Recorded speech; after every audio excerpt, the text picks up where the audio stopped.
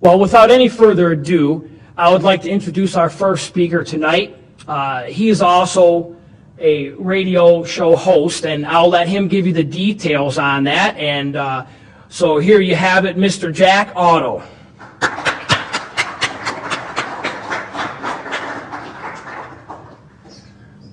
Thank you, friends. 65 years ago today, God Almighty put me on this earth, and I believe it's to fight against this new world order. Thank you and happy birthday. Thank you. We are being cornered like cattle into a pen, squeezed down, and we're never really going to be free people unless we're brave. Because this was only the land of the free as long as it was the home of the brave.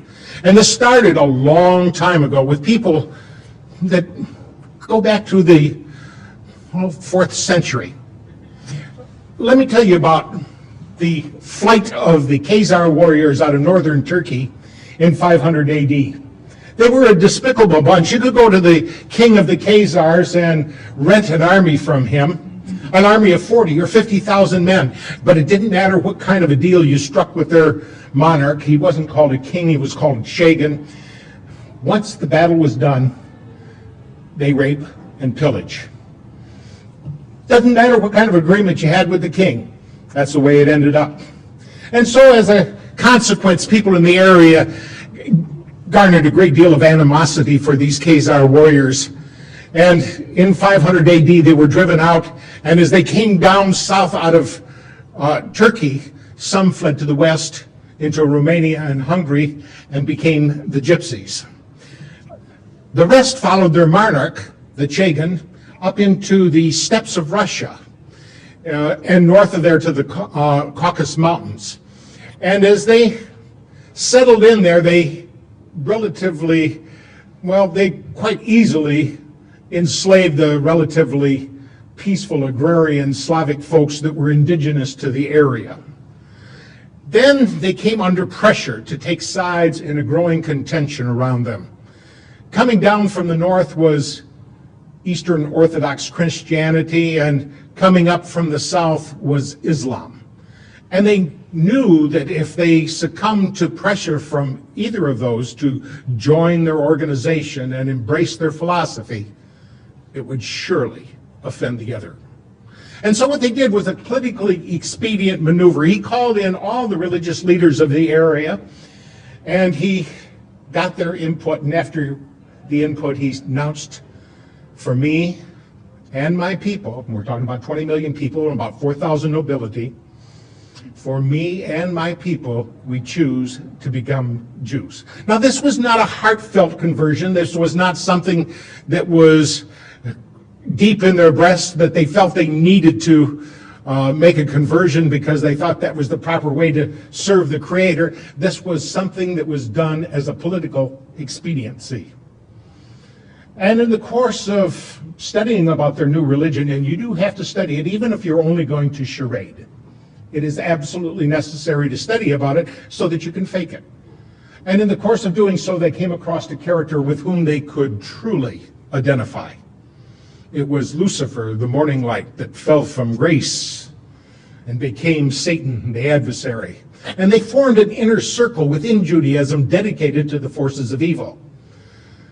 Let's define terms. What is a Jew? If you look back in your Old Testament, your Bible, there was 12 Hebrew tribes. The 10 northern tribes were called the House of Israel. The 2 southern tribes were called Benjamin and Judah. More properly pronounced Judah, because we didn't get the harder sound to the J until about 200 years ago. So this is what I would call real Jews, people from the tribe of Judah.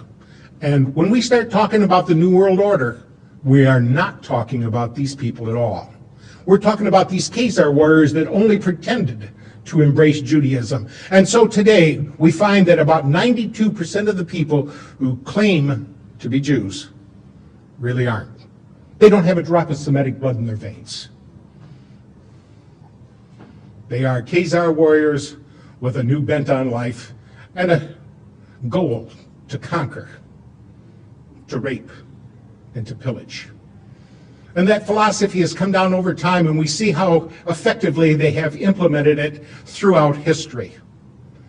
Now, when they pretended to embrace Judaism, they drew upon the real Jews for some education, and they used the Hebrew alphabet as phonics to codify their Khazar language.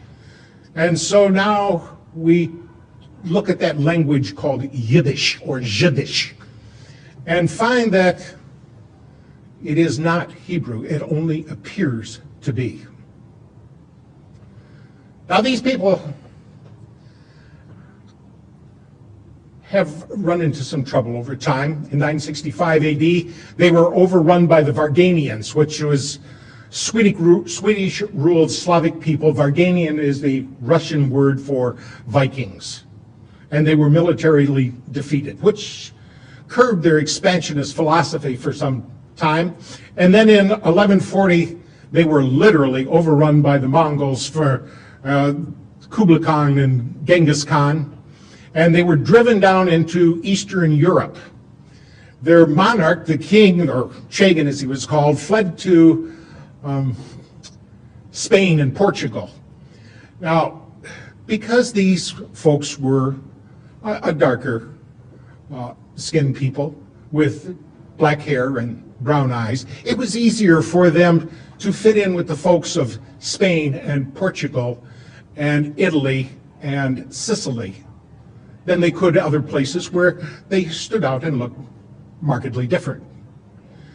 And they took a great deal of control, especially in Spain and Portugal. So much so that they were discovered in conspiracy, because they worked together to get themselves, one of them, into a position of authority where that person can work in tandem with others to get more of their people in authority and positions of power, and working it up to where they're running the show and milking everybody else. After they fled down into Europe, there was one of them, a guy by the name of Meyer Amschel Bauerberg, who decided to enter into clandestine world government. Meyer Amschel Bauerberg used the symbol outside of his father's silversmith shop, a large red shield, as inspiration for an alias. And he went by the name of Rothschild. That's German language for red shield. Now, Rothschild was born in 1743, and when he was in his late 20s, he formulated a financial enterprise with 12 other entrepreneurs with the dedication, with the interest and the intent of conquering everybody and everything. They were going to do it with fractional reserve banking, and that turned out to be a very successful tool. We found out about fractional reserve banking at the Bank of Amsterdam in 1610 when, like all fiat money inflations, it came to a roaring bust. And they learned from that and wanted to implement it wherever they could so that they could be the ones that benefited from that enterprise. Now, Meyer Amschel Bauerberg had 5 sons, and he took these 5 sons, and as they became of age, he sent them to foreign countries to operate not an independent banking system, but one in conjunction with the rest of their people. A system whereby Nathan, who went to London and soon proved himself to be shrewd. There was one named Kalman who passed himself off as Carl, and I think he went to Amsterdam. Jacob called himself James in Paris. And we find that throughout the world, in 5 big locations, they had banking institutions that had a very clever idea. And if these people weren't so evil, it would have been easier to admire what they did. But they had a system whereby you could go to one of the banks in one country and deposit gold with them and get a receipt for it. and then go to the foreign country where they had another office, take that receipt, and get your gold. And you didn't run the risk of losing your gold on the high seas, either to wind or to pirates or anything else. So in a way, it was kind of a clever scheme, however. These people were despicably evil, and their intent to make money was to not just put themselves for their head, but to hold others back. Now, Meyer Amschel Bauerberg lived to be, he lived from 1743 to the year 1812, and that's why we got that 1812 overture, was to honor him. His associates respected him and wanted to salute his passing. Meyer Amschel Bauerberg changed his name to Rothschild, and he also dropped the Bauerberg suffix and called himself Bauer, closer to home where he lived there at 148 Judenstrassen in Frankfurt, Germany. They later moved down to 148 Judenstrassen, and it was from there that he was able to do much of his chicanery. And he got in league with a guy, William IX of Hesse-Kassel. Now, if you remember about the Hessian warriors were something that were warrior slaves that was purchased by the King of England from this Landgrave of Hesse-Kassel. They were purchased for the price of $12,000, and much of that money was earned by just capturing these people through actual out-and-out brigand slavery and holding them until they could be sent to the king, and which they were told, don't ever let those colonists get a hold of you. They will skin you alive. Well, when the Hessian soldiers got captured by one of us, and one of our forefathers, they started crying, oh, please don't skin me. And they said, well, skin you? We're not going to do that. Then they realized they'd been lied to. Many of them came over and joined the revolutionary forces of the Americans, and a lot of them escaped out to the west and melded in and became what we might call squatters out there in the wide open west, like the rest of us did. Now, they did a pretty good job of interfacing with the Native Americans out there and were able to garner some respect for them. So it was among these same people that brought about so much of the war that we see in front of us throughout history.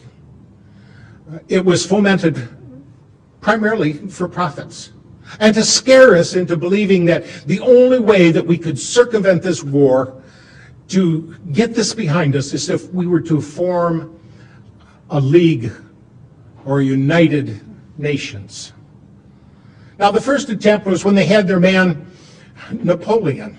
Now, Napoleon was the Emperor of France, but he came from Corsica, and it was shortly after Corsica was brought into the French Empire that he was given the nod to become the emperor and to engage his war.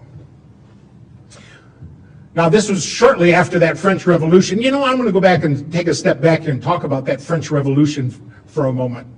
See, it was shortly after a man named Adam Weishaupt, in May 1st of 1776, formulated an organization called the Illuminati. This was done on behalf of Baron Rothschild, and it was for the express purpose of fomenting their plans and executing their goals for conquest.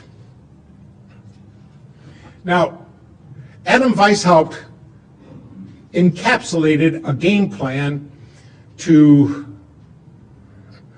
bring about this world government, and in these game plan he had it mentioned in there that they were to take France in the year 1789. Now, these plans were formulated into writing and translated by one of the Ingolstadt University professors, one of Professor Weishaupt's cohorts, a guy by the name of Xavier von Zweck. Now, Zweck translated these into French so that they could be taken to Paris and Silesia. Now, there was a courier, a guy by the name of Lannes, who had been an evangelist minister, but quit God and decided to become an Illuminati agent and a courier, and he was taking these materials by horseback through Bavaria. In a place called Regensburg, he was struck by lightning, and it killed both him and his horse. And people found this man, this dead man, and his horse with documents in the pouch, and these documents were passed up the chain of command to the Elector of Bavaria, who got to wondering, is there really a game plan out here to conquer the whole world? So he staged simultaneous raids on Rothschild's associates, primarily on Weishaupt's associates, and found a great deal of corroborating evidence, enough to convince him that there truly was a game plan out there to take the whole world. And there were 6 points to their game plan. They wanted the abolition of all religion, the abolition of property rights, of inheritance, and the worst one was down at the bottom of the list, the abrogation of the family. Now, we can see how that was implemented in Red China. Men went to one dormitory, women went to another dormitory, boys were here and girls were here, and the family was totally destroyed, and they used that to brainwash those people. When you got kids with no control over them except the one facilitator or his associates,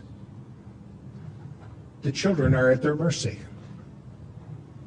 And it's planned for here, for us, for our children, for our grandchildren, our great-grandchildren.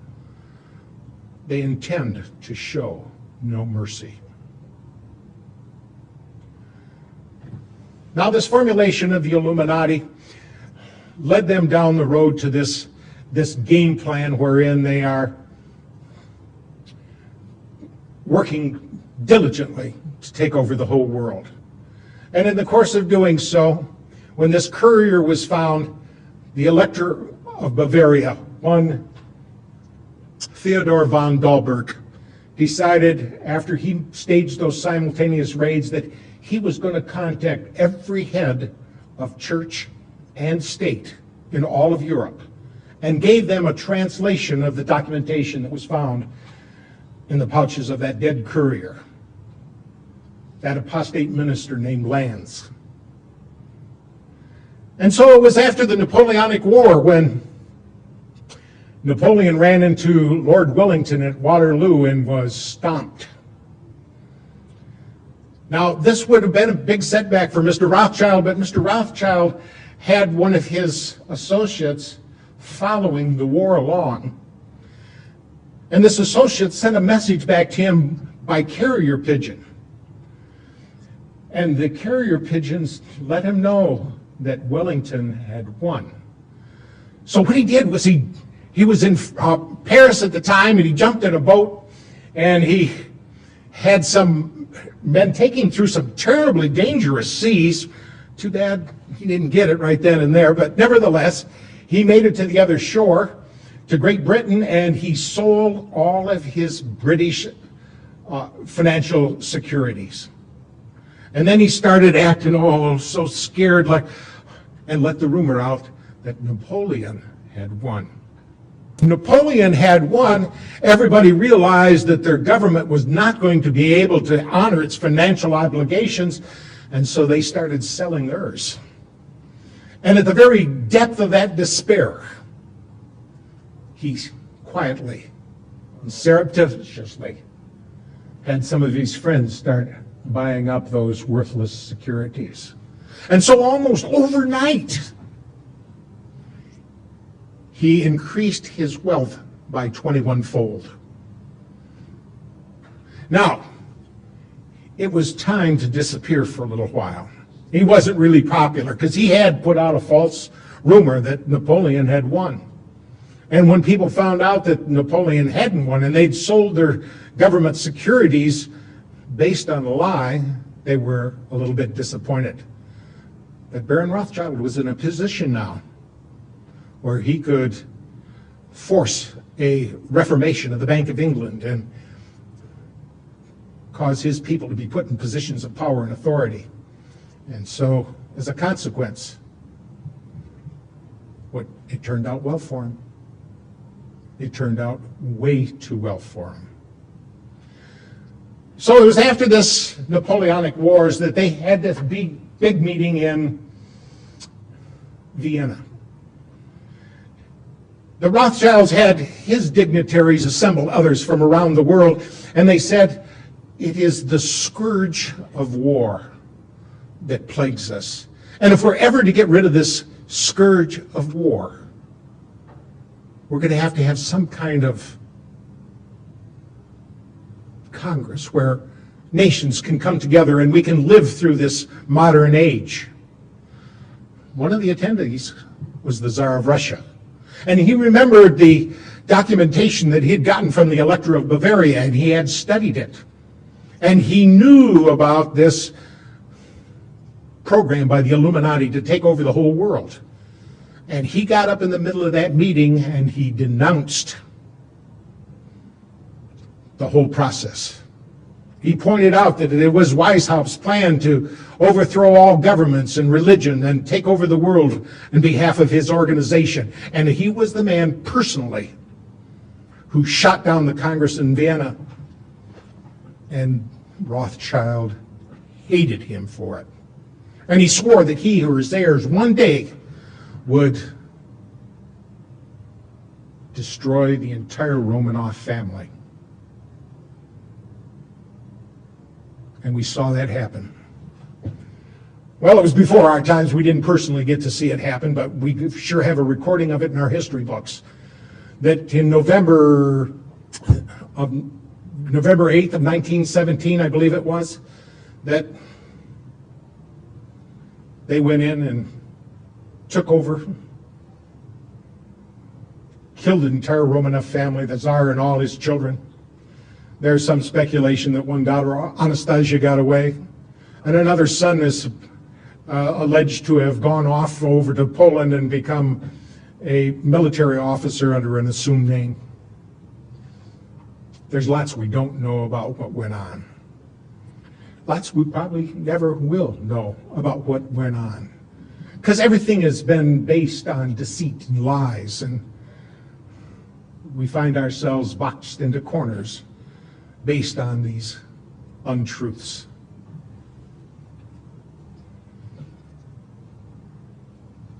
So it was shortly afterwards that they had another man from their group, a guy by the name of Abraham Lincoln, whose real name was Springsteen. And Abraham Lincoln Springsteen went about fomenting the Civil War here. I'd like to call it the War of Northern Aggression because we've been lied to about that so much. We were told that was a war over slavery, but it wasn't. It was a war over states' rights. Two of the southern states, Virginia and North Carolina, had long ago outlawed slavery. And yet, it was used to rally northern forces. You know, that's the kind of thing I'd be willing to take part in. I would like to stop slavery wherever it could be found. And I'm sure it appealed to a lot of people to put an end to that despicable act of holding another human being like you would an animal and making them work for whatever you feel like giving them. Now, Abraham Lincoln had right in his cabinet a guy by the name of August Belmont. And August Belmont wasn't his real name. His real name was Schoenberg. He was a Rothschild agent. And down in the other camp, they had a Rothschild relative, a guy by the name of Judah Benjamin, who was the head of the secret police down there. And after that, Abraham Lincoln resented his involvement with these people. And he made a speech in which he said, I feel at this time more fear for my nation than any other time, even during the war. An era of corporations has been enthroned, and corruption will grow in high places. And we will end up with the wealth of many aggregated in the hands of the few. Now, his resentment resulted in action, and he decided he was going to issue greenbacks. He'd had enough of working with these people, and they would not put up with that. So they sent in one of their own, a guy by the name of John Wilkes Booth, a bad actor, who dispatched Abraham Lincoln so that, and it was done in conjunction with the Jesuits. See, there are so many of these Illuminati organizations out there. The one we just described by Adam Weishaupt was called the Bavarian Illuminati. There was another Illuminati called Avion over in, I believe, in Great Britain. There was one in Switzerland, and there was another one in France, the Grand Lodge Orient de la France. And there's a very important one called the Alumbrados that was formulated in Spain. Now, the Alumbrados is Spanish for enlightened ones. And the Alumbrados only existed for about 20 years before they changed their name. They changed their name to the Society of Jesus. They called themselves the Jesuits, and they pledged themselves as the protectorate of the Pope. And when you got the Illuminati protecting you, it's the kiss of death. Well, we find about the time that this Civil War was over, there was a guy who had been born in Boston, Massachusetts on December 30th, 1809, a guy by the name of Albert Pike. He was an impressive intellect. He was a Harvard graduate back when it really meant something. He was the master of 16 languages, and he was a despicable son of a... because he openly worshipped Satan. He was part of an organization called the Palatalists. He was the one that converted this Knights of the Golden Dawn to the Ku Klux Klan. And he was the author of a book called Morals and Dogma. It is the most revered text among the Masons. And in this text on page 321, Albert Pike said, "It is Lucifer, the morning light, whose seething energies you must learn to control or implement." So Przypominamy również, iż akcja Wracam do zdrowia nadal trwa. Dysponujemy potężną biologiczną i naturalną technologią do holistycznej odbudowy organizmu. A Ty, kiedy ostatnio czułeś się jak dziecko, wyspany, w pełni cudownej życiowej energii? Pamiętaj, zdrowie to tylko kwestia Twojej decyzji. Narzędzie już mamy. Zapisy na bezpłatne konsultacje prosimy kierować na adres mailowy odbudowawspomaganie@gmail.com, podając swój numer telefonu oraz miejscowość. Do zobaczenia!